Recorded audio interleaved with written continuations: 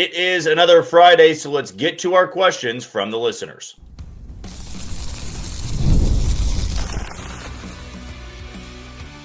You are Locked On Royals, your daily Kansas City Royals podcast. Part of the Locked On Podcast Network, your team every day. You are tuned into another edition of Locked On Royals in the Locked On Podcast Network. I'm your host, Jack Johnson, and you can find me on Twitter at JohnnyJ_15. That is at JOHNYJ_15. And you can listen to us on wherever you download your podcast. That can be Spotify, Apple Podcast, Amazon Music, Google Podcast, Odyssey, and YouTube. Just be sure to hit the follow button and subscribe. For you first-time listeners wondering what we do on this channel, well, I bring you episodes Monday through Friday, 30-minute episodes in length. And during the season, we have the Locked On Royals postcast, which is hosted by Chance Lebo, and he goes to you live for about 15 to 20 minutes after each and every game. Before we dive into our questions, I want to tell you that today's show is brought to you by FanDuel. Right now, new customers can bet just $5, and if your bet wins, you'll get $300 in bonus bets to use across the app. So download the FanDuel app today. And a reminder that if you ever want to be involved on a Mailbag Friday, you want your question mentioned in this episode, just respond to one of our YouTube videos, respond to my tweet that I put out on Thursday night. For the tweets, you don't need to worry about titling it, but for YouTube, before you comment anything, be sure to put Mailbag Friday so it's easy for me to find. If you don't do that, it's hard to go through, 50 and 60 notifications on a Friday morning to try to find the question that you would be asking. So as long as you do that, I feel very confident I will be able to answer your question.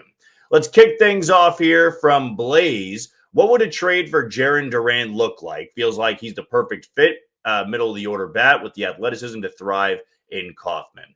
Well, we saw that for Boston at the deadline, Jarren Duran's asking price was astronomically high. Not just for the Royals. It was for a lot of teams out there. I want to say it was the Padres that called about Jarren Duran, and they were asking for pretty much every top prospect at every level and a couple of guys in San Diego, which the Padres, as aggressive as AJ Preller is, he decided not to make that deal. He was aggressive in some other deals, including with the Royals and Freddie Fermin, but that was something they were turned away by. With Jarren Duran, yes, I believe he'd be a good fit for Kauffman Stadium. I believe that the Royals would put him toward the top of the lineup as opposed to the middle of the lineup, but he is coming off a down year compared to what he did in 2024. And as long as that asking price stays pretty high, he's a player I'd probably stay away from because he's coming up on a contract year and he's almost 30. So if he was 25, 26, I'd be all for it. But now that he's coming off of a lesser year than he had in 24, he's approaching age 30, and I know Boston's going to be asking the moon for him. Not sure he would be the best trade candidate for the Royals. If they got him, I'm hoping it wouldn't cost too much, but knowing how Boston's been operating with trying to throw him out there for, or at least at the deadline, what was being reported about what Boston was asking for, just not sure that J.J. Bacole and the Royals would line up. Tom's question, any shot Vance Wilson gets a managerial job? I'd guess it would need to be someplace like Colorado or Washington, in my opinion, where he can get his feet wet with a young group. Here's the funny thing about Vance Wilson. We look at him as a third base coach and we say, oh, well, he's not good at his job. He has some crazy sends, and even when he does send a player correctly and they beat the throw, we credit the player. Oh, man, they got a good jump. They got a good read off the ball. They had a good slide at home plate, but we don't always give credit to Vance Wilson. It's the same way it goes for hitting coaches. We've had the criticism for Alex Zumwalt. Player does well, player's credit. Player doesn't do well, it's the hitting coach's fault. Or the offense doesn't do well, it's the hitting coach's fault. With Vance Wilson, I have always heard that he is an incredibly bright baseball man. And the players really love Vance Wilson, old and new, right? So he has a lot of respect in that clubhouse. And it's not just in Kansas City. I mean, he wouldn't be considered for managerial jobs if other organizations and baseball people didn't believe in what he was capable of doing. So I have always heard great things about Vance Wilson. He's a good leader. Players can gravitate toward him. And even though he's had some questionable sends, I don't know if it's going to deter people from making him a manager. So I would say that he's got a really good shot, though it feels very Pedro Grifol-like. And Grifol did get a job eventually with the White Sox, and it was a dead-end job when it was all said and done because there wasn't much talent left. But Pedro Grifol was mentioned in managerial, job openings for like 5 years before he finally got one in Chicago. So my gut tells me he won't get it this go around. And he's not, a 35 to 40-year-old coach. I mean, he's getting up there in age. He's not incredibly old. He's in the middle, if you will. So he doesn't have a ton of time left to be considered a first-year manager, right, to take over an organization that needs a rebuild. But my gut tells me that he's not going to get picked in this go-around. But if the Royals do well next year, it wouldn't surprise me if he gets picked up by somebody else that will be looking for a new manager. Next question's coming from Aiden. What's more realistic for the Royals? Re-signing Yaz to play left field with Cags and right, and you find a platoon hitter for Yaz, or the Royals go out and trade for a Jarren Duran or Joe Adell to play left field and have Cags and right? I would say probably the former there, just because of the free agent market and who I believe will actually be available in trade. We already discussed Jarren Duran, so I'll pivot to Joe Adell. Joe Adell was somebody that we talked about last week on our Mailbag Friday or Mailbag Sunday, whatever it was. I feel he would be a great addition to the middle of the lineup, 30-plus home run power, can handle all three outfield spots. But are the Angels going to give him up? I mean, the Angels stiff-armed everybody with Taylor Ward, who's now coming up on a contract year, and thought they were closer to contention than they really were. Now they're going to be going into 2026 with a new manager, and maybe that manager is going to want a lot of these guys to stick around. If you can line up a deal for Joe Adell, absolutely. If you can still line up a deal for Taylor Ward, absolutely. But the likelier scenario, in my opinion, is they give Mike Yastrzemski a one-year deal. They find a platoon bat for him. Jack Caglione's their right fielder, and then you try to add more depth to that lineup. Still, I expect them to make a big move, so I don't see Yaz as that everyday player. So maybe it would be a player like Joe Adell or a player like Taylor Ward. Next question is coming from Mark. Which players do you think the Royals will non-tender? There were a couple of groups out there, a couple of sites that did a good article on non-tender candidates, so I don't want to steal any of their content. I want to give them credit out there.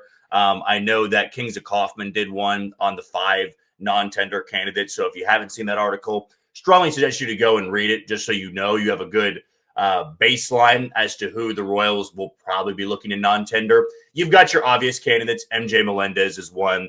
Kyle Wright is one of them. They're both mentioned in the article. And then you get the maybe on the fence, like a Bailey Falter. You traded for Bailey Falter. He was terrible for the Royals, but JJ Piccolo and everybody in that front office always expressed the importance of having starting pitching depth. And prior to coming to Kansas City, Bailey Falter had just fine numbers in Pittsburgh. Maybe you don't want to get rid of that, but he's got to make the roster is the problem there. That's why you have these non-tender candidates. It's either they're in Kansas City on opening day or they're going to be DFA'd, right? So Bailey Falter feels likelier to be DFA'd than making the roster just because there's too many arms that I would rather have in Kansas City than Bailey Falter. I would rather have a Stephen Kolek or Ryan Bergert pitching out of the bullpen than Bailey Falter. I'd rather have Daniel Lynch and Angel Serpa than Bailey Falter. So I would lean toward him being a non-tender candidate. And then Jonathan India is another one that we certainly have been talking about before. He will be making near $10 million next year. But I see the Royals wanting to keep him over non-tendering. If he's not to be a Royal next year, I would probably guess that they're trying to move him via trade. I don't see them just non-tendering Jonathan India and getting nothing for him. He's either going to be on this roster or they're going to try to trade him elsewhere and get some type of value for him. But some of those other guys, the Sam Long, who's mentioned in the article, you've got MJ Melendez, Kyle Wright, those feel like no-brainers at this point. Kyle Wright can't stay healthy. James MacArthur is coming off of the season-ending surgery that he had. So he hasn't pitched since 2024. He wasn't that good in 2024. A lot of arms in that bullpen. And then you get to MJ Melendez. I mean, need I say more? Unfortunately, my patience has run out with MJ Melendez. That was a career worst year coming off of what was his career worst year. Doesn't really feel like he's got the best possible position. He was fine in AAA. If he is to get non-tendered, I could see him taking the minor league spot in Kansas City because I'm not sure who would take a chance on MJ Melendez considering the offensive numbers he put up last year. But you never know. Maybe he goes elsewhere and figures it out. I will say this. I hope nothing but the best for MJ Melendez, and I hope he catches on somewhere. He's just run out of time simply in Kansas City. We'll take our first break of the show. When we come back, still a lot of questions to get to next on Locked On Royals. You are tuned into Locked On Royals and the Locked On Podcast Network. I'm your host, Jack Johnson, and you can listen to us on wherever you download your podcast. Want to tell you about the title sponsor today in FanDuel. The NFL season is here, and FanDuel has an offer you do not want to miss. Right now, new customers can bet just $5 and get $300 in bonus bets if you win. That's right. Pick a bet, put down $5, and if it hits, you'll unlock $300 in bonus bets to use across the app. So what are you waiting for? Visit FanDuel.com to download the FanDuel app today and get started. For my picks, I will take LSU to win and cover at home in Death Valley against South Carolina. And I'll go to Sunday Night Football right here in Kansas City. I'll be at the game for the Chiefs and the Lions. I will take the under on that primetime matchup. Let's kick things over to YouTube here. Question number 1 coming from Logan. If you're the Royals front office, are you not doing everything you can to go out and get Kyle Stowers this offseason? Him, Jack Jensen, 3 youngins that could give you 30-plus home runs per year. Seems like a no-brainer to put Blake Mitchell plus other package together for him. I always say this when we talk about young, talented players on teams that are not playoff teams. Now, Miami kind of finished near where the Royals were last year. I mean, they had a tremendous surge in the second half. They were playing well with that young core. Clayton McCullough did a phenomenal job over there in year number 1 in Miami. It's hard to build a consistent winner there. I always root for Miami just kind of in the background because I miss the days of when Florida had the logo, Florida Marlins. They played it at Sun Life, and it was just a team that was easy to root for lack of a better term. So with Miami, yes, it's hard to win there. But they were very adamant about we're not trading away young talent just because we're not there quite yet. They would much rather try to build around those young players. And Kyle Stowers was a coveted piece of their team last year, and they swore him off, basically a week or two before the deadline. They say he's not going anywhere. We don't care what you're coming to offer us. We're not trading Kyle Stowers. So as much as the Royals would like to go out there and get someone like him, I feel that he's completely off the table. Miami seems like they are digging their heels in, and they are just wanting to keep this young core around, build around him, add pieces, and try to compete in the National League and the National League East. So as much as you may like Kyle Stowers, I don't see him going anywhere. I mean, Miami, has a pretty firm grasp on him. They feel they've hit on a star, and the last thing you want to do if you feel you're somewhat close is trade that star for prospects when you already have a couple of young guys that you're trying to build around. Now, Stowers is 27, 28, so he's not a 22, 23-year-old like some of the guys in that lineup, but he's their star piece they want to build around, and I don't see them entertaining any offers this offseason. This one is coming from C. Smith. What do you think the Royals will favor in 5 years, pitching or offense? With key components of the pitching staff being at the tail end of their career, do you think the pitching staff will have a noticeable statistical regression in the next couple of years? Number 2, do you think 2025 Bobby is a more accurate representation of what his career stats could end up as? Or do you think it is essentially just a down year? Number 3, do you think Blake Mitchell has a future role with the Royals? And if so, how important is his role? Can the Royals replicate the offensive production and situational hitting they got last year in the near future? And who do you think ends up having a more memorable career, Cags or Jensen? Okay, let's start things off with question number 1 there. Who are the Royals' favorite, pitching or offense? It'll be pitching. I just see the Royals finding success through pitching. They've had it now the last 2 years with a winning record, one resulting in a postseason appearance and postseason win. You need to add to the offense. You need to improve that offense. But this seems like a team that's always going to be built on pitching. That's for the now, and that's also 5 years down the road. When it comes to the pitching staff having some regression, I can see that. I said yesterday that I don't see Seth Lugo or Michael Wacha replicating what they did in 24. You're just hoping they can be serviceable number 3 and number 4s in the rotation for the next 2 years. For Bobby, I actually think that this was a down year by his standards. I expect more power.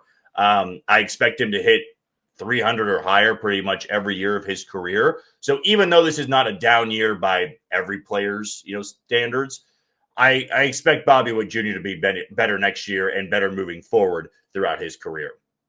Blake Mitchell's future, it is a little bit clouded just because you have Carter Jensen, who seems to be the next catcher in line, and Blake Mitchell's not coming up to be a backup catcher. So I think it's likelier he gets traded at some point than he comes up to Kansas City and competes for playing time with Carter Jensen. And then the last 2 years, can the Royals replicate the offensive production and situational hitting they got last year in the near future? Possible, but it kind of comes down to which players you bring in. They absolutely need to raise the floor of this lineup. And lastly, who has a better career when it's all said and done, Cags or Jensen? I would still lean toward Cags because this is a top 10 pick. This is a top 100 prospect. This is a guy with 50 home run potential. He's still got to do it. Potential is a very loose term out there. It's a dangerous word. And Carter Jensen, a local kid, flashed some brilliance in the final month of September. But if my gut is right and he turns out being what a lot of scouts have said about Caglione, then I'll still lean more toward Jack Caglione. A lot of questions there, but happy to answer all of them there. Those were good questions as well. This one's from Justin. Day one for a chance to be on the podcast. Mailbag question, would you trade Chris Bubich for a good outfield bat? Someone like Seiya Suzuki. Also, please check in on your Locked On Phillies friends because after today's air, they're going through it. Absolutely. That was a brutal and crushing loss they suffered at Dodger Stadium last night. Orion Kerkering doesn't get much worse than that. You feel for the guy. He's 24 years old, just panicked in that moment. So I picked Philly to get to the World Series and win it. They won one postseason game, and that's just kind of the way it goes. As for entertaining a trade, I would look into something like that. You've got Noah Cameron and his emergence. You have Ryan Bergert and Stephen Kolek. If you're going to get a middle-of-the-order bat, it's probably going to take one of your starting pitchers and a prospect. Chris Bubich is coming up on a contract year. He feels like the guy that you would maybe try to leverage a bit more, but he's also coming off of not pitching in the second half due to injury. So is his value at its peak? It's not. You're going to need to, maybe start him out in the rotation for the first couple of months. Then you'd entertain something at the deadline. But I could see some teams pushing back and going, we don't know his health. He had to recover from Tommy John in 2024. Then he had a rotator cuff strain in 2025. We're not willing to give up a key piece to our lineup, especially a contender, for a guy that may or may not be healthy for us in 2026. Next one is coming from Regan. This season, we had so many long stretches in the season where we played really bad baseball. For example, winning one game at home in the month of June. What adjustments over the offseason will the team need to make sure something like this doesn't happen next season? Yeah, I go back to June, and that's what lost the Royals their season. That's the reason they're not in the postseason. And it's not they needed to win, 15 to 20 games in that month. They just needed to simply win a few more. I mean, you think about how different things would have been in September if they didn't win one game at home in the month of June. So how do you avoid something like that happening again? You got to improve the roster. It's as simple as that. You have to improve the depth on this team. You need to find a way to fill all the holes in the lineup that you constantly dealt with in 2025. You need to cut bait with guys that aren't cutting it anymore. And that's what was so frustrating early on in the season is they were giving opportunities to guys that clearly were not cut out for starting every day anymore. So if you're going to add to this team, which I expect them to in the offseason, you got to raise the floor significantly. Because if you can raise the floor significantly and you're not throwing guys out there that hit sub 200, that for some guys hit under 100, that's not going to happen. If you build a roster that just has the depth, has 5 to 6 to 7 above average bats, they're going to win more than one game at home an entire month, right? You're not going to have that volatility. You're not going to have that inconsistency. And if the Royals can get that done, I expect them to improve in those areas. And that's what the focus needs to be in 2026 is rounding out this roster. You can't be so top heavy because if you are still going to run into some stretches like that. Next one is coming from Matt. Any idea what the offseason process will be like for guys like Jack and Carter? Will they play anywhere like Arizona or will they just train? I'd like to see a guy like Vinny take Jack under his wing to help him this winter.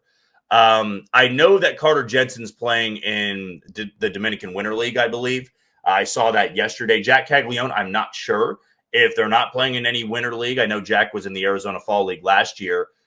They're just going to be working out in the offseason, maybe working out with some of the players that are on the team. But I wouldn't hate that whatsoever. Vinny's an established big league guy that has been under the pressure of performing as a young player. Jack Caglione dealing with the same stuff. But if he's not going to go play in a winter league, I'd imagine that he'll be working pretty hard this offseason to try to earn a spot on the opening day roster. We'll take our final break of the show. When we come back, we'll wrap it up with our final set of questions next on Locked On Royals. You are tuning to Locked On Royals on the Locked On Podcast Network. I'm your host, Jack Johnson, and you can find me on Twitter at JohnnyJ_15.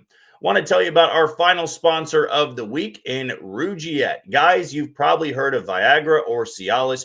Maybe you've even tried them. But if you're looking for something beyond the usual pill, it's time to meet Rugiet Go Long. That's exactly where Rugiet's Go Long comes in. This isn't just another ED pill. It's a total game changer for confidence.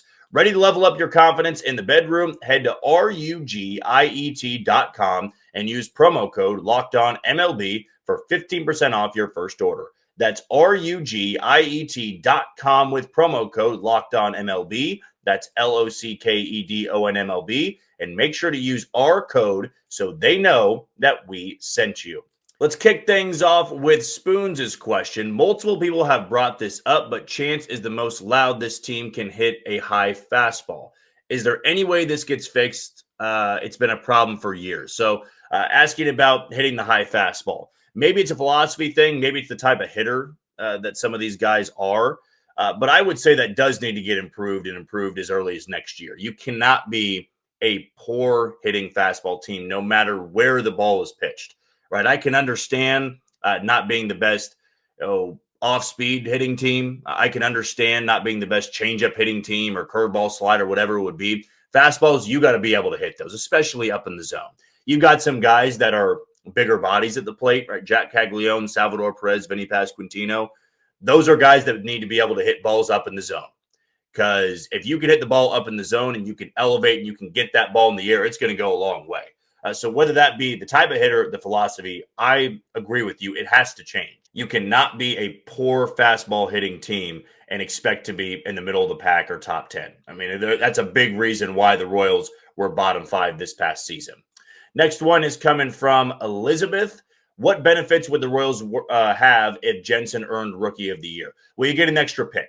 So if you have somebody that spends the year up at the big league level, wins Rookie of the Year, you do get an additional pick after the first round in the following draft. So that would be a huge benefit for the Royals. We saw the Mariners get that with Julio Rodriguez in 2022. The A's are going to get one with Nick Kurtz for the season that he put together. So if Carter Jensen can get it next year, you can expect the Royals to have an extra draft pick in 2027. That would be. So first things first, you would take just the Rookie of the Year honors because Carter Jensen would be thriving at the big league level, but you also get rewarded for having somebody that young on your big league roster and playing well in his first full season of Major League Baseball. This one's coming from Gabe. With all the options the Royals have for starting pitching, if you had to put together a starting rotation for next season, assuming that everyone is healthy, who would that be? I would probably say it's going to be Cole Reagans again. I would say Seth Lugo and Waka. Though we talked about this last week or the week before, I'd want to stagger it a little bit with Bubic and Cameron. So those would be the other two I'd have in there. So maybe I would go Cole Reagans, Seth Lugo, Noah Cameron, Michael Waka, Chris Bubic. You can stagger the lefty, righty, lefty, righty, lefty instead of having back-to-back days with the righty or back-to-back days with a lefty. So that would probably be my picks there. Next one is coming from, I might have lost my place here. Nope, I got it back. I thought my notifications had all been erased there. This one's from Steve. As usual, wonderful show. Thank you for the kind words. Mailbag question. Shouldn't Alex Zumwalt be released as hitting coach along with the 2 assistants that we fired? Let's face it, the offense was stagnant at times and at the bottom of the league.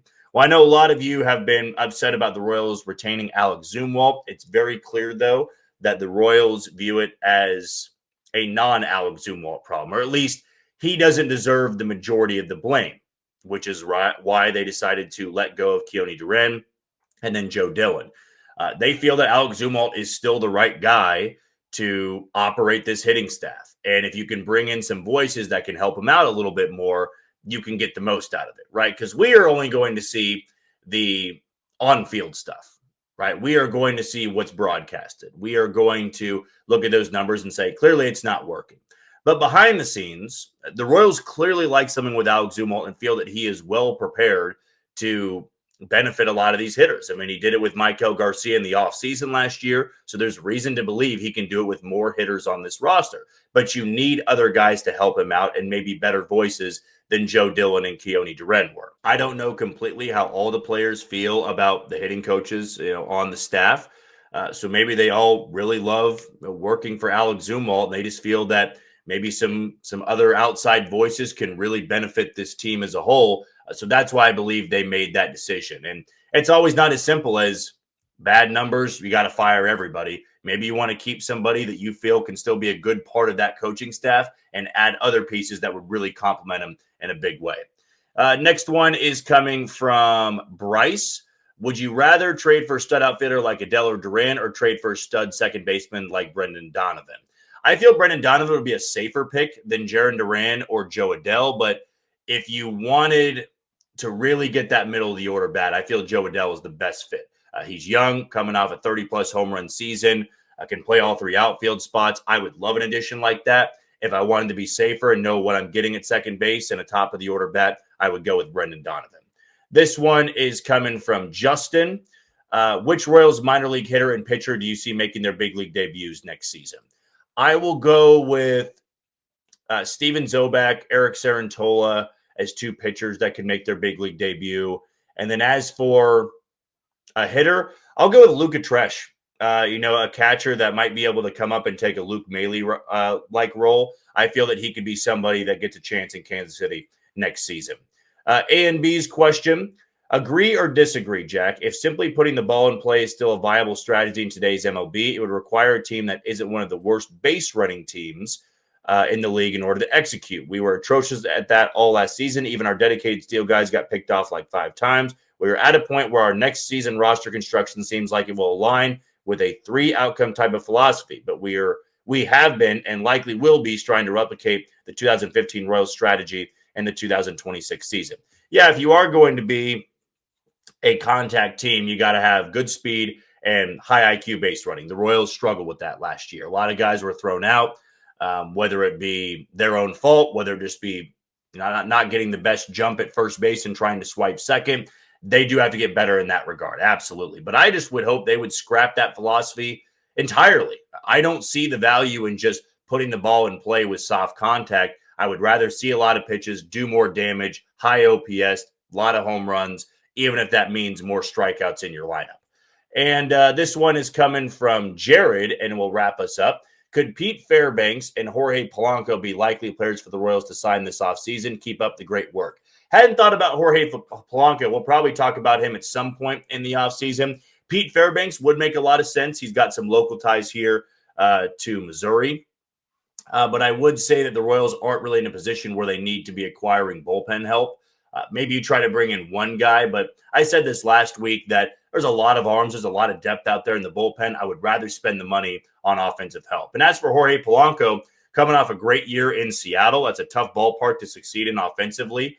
And I could see a world in which the Royals would want to entertain him. They've had tons of history in facing him when he was in Minnesota, but they also do have multiple second basemen on the roster. And I've gotten some pushback on Brendan Donovan and then who was the other one? Luis Ariz, I believe, for the second baseman, saying, well, you already have second baseman. You don't need to acquire another second baseman. You need to get outfield help. And unfortunately, that wouldn't be Jorge Polanco. Well, that'll do it for another edition of Mailbag Friday on Locked On Royals and the Locked On Podcast Network. I've been your host, Jack Johnson.